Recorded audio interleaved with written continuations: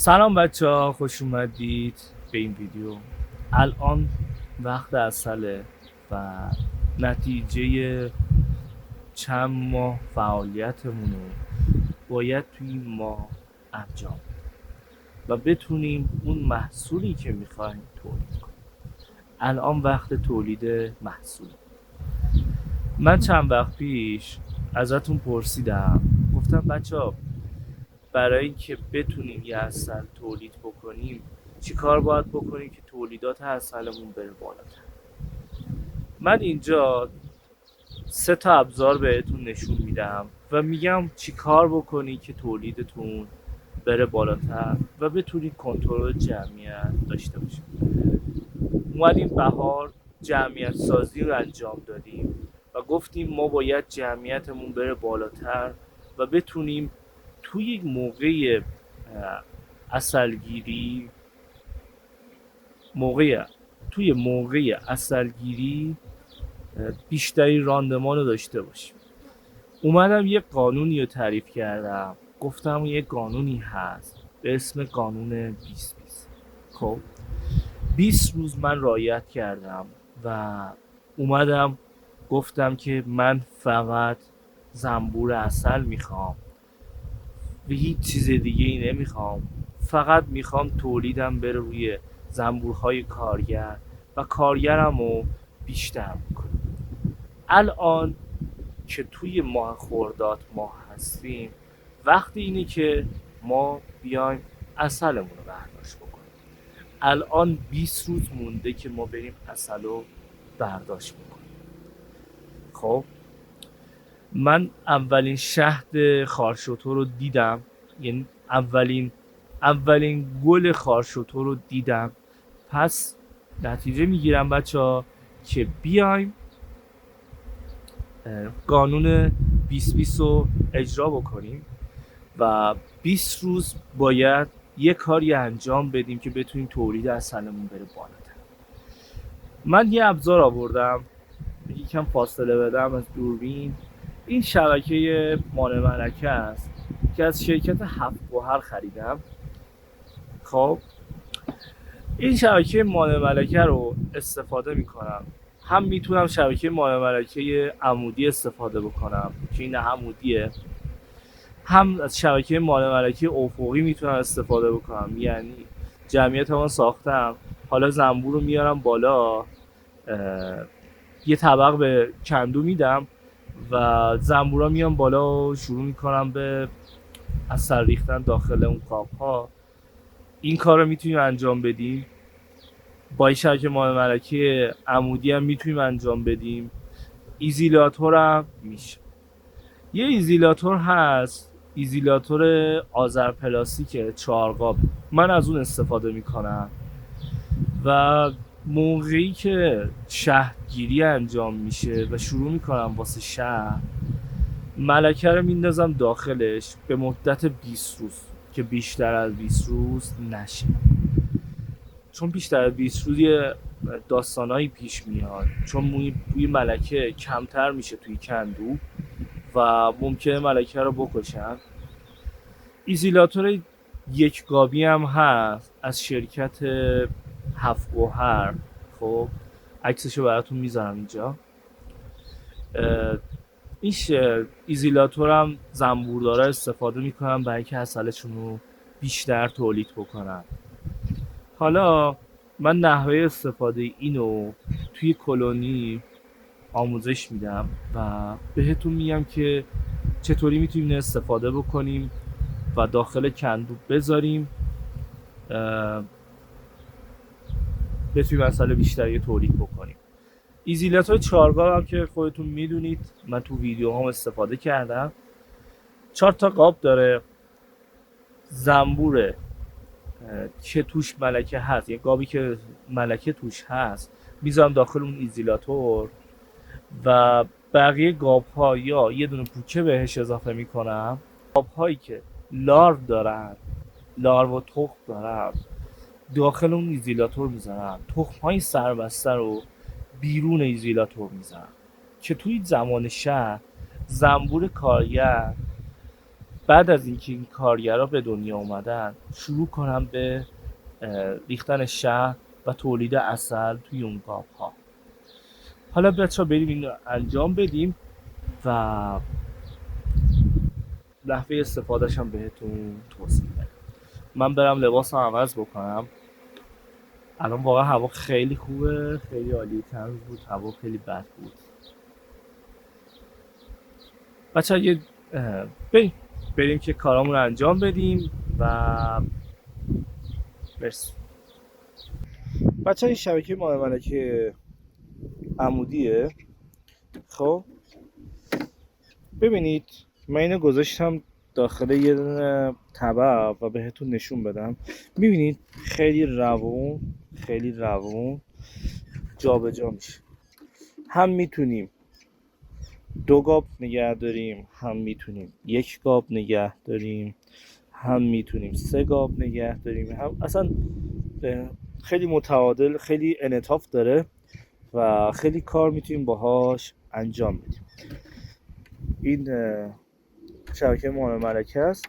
هم آذر پلاستیکش هست، هم 7 گوهر که میتونیم ازش استفاده بکنیم. بچه‌هایی که بخوان میتونن، این شماره تلفن من رو گذاشتم داخل این پایین، بخوان میتونن با این شماره تلفن تماس بگیرن و یا آدرسشون و تعدادشون رو برام بفرستن که من براشون تهیه بکنم. تماس بگیرن یا اینکه یه لینک فروشگاه هم توی دیوار هست، بچه‌ها میتونن برن اونجا ببینن و خریداشون رو انجام بدن و قیمت ها همه بروزه و میتونین اونجا خرید بکنید. خب این کندو رو من باز میکنم.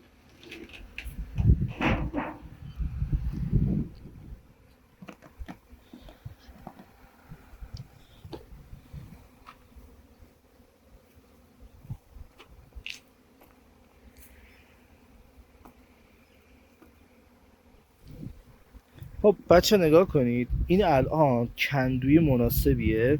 جمعیت رو ببینید، جمعیت تقریبا عالیه واسه این که ما بتونیم عسلمون رو تولید بکنیم. خب بچه من شبکه مال ملکه رو گذاشتم. این شبکه مال ملکه عمودیمه.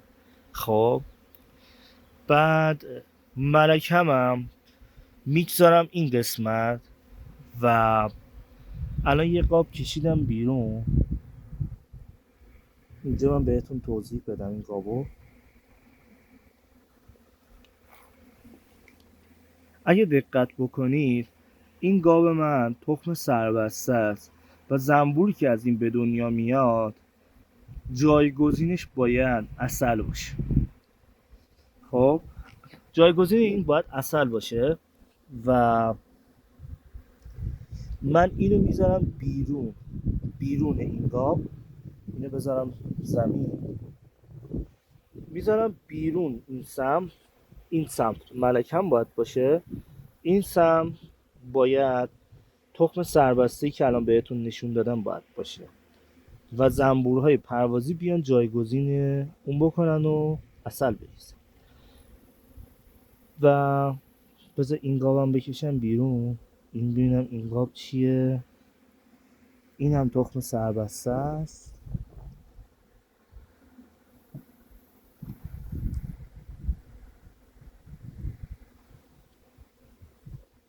این قسمت فکر میکنم همشون لارو و تخم باشه. آره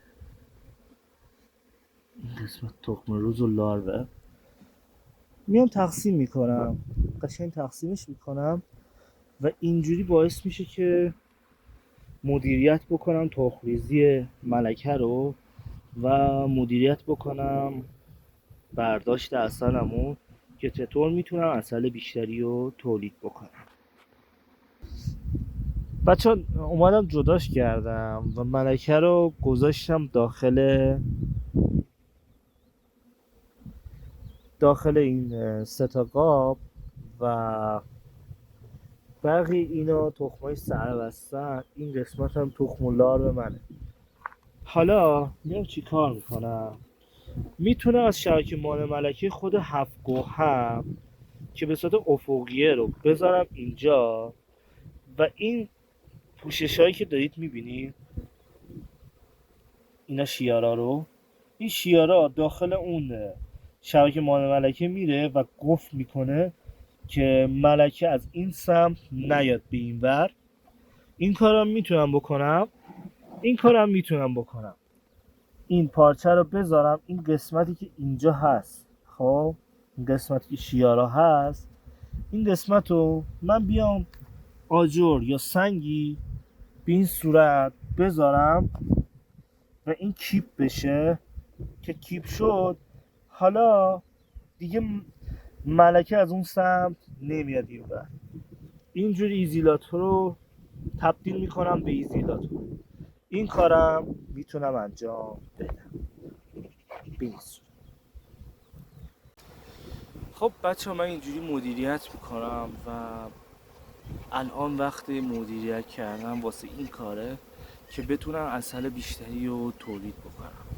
حالا اینا یه ایرادایی دارن، یه حسنای خوبی رو دارن، یعنی میتونید شما تولید عسلتون رو ببرید بالاتر.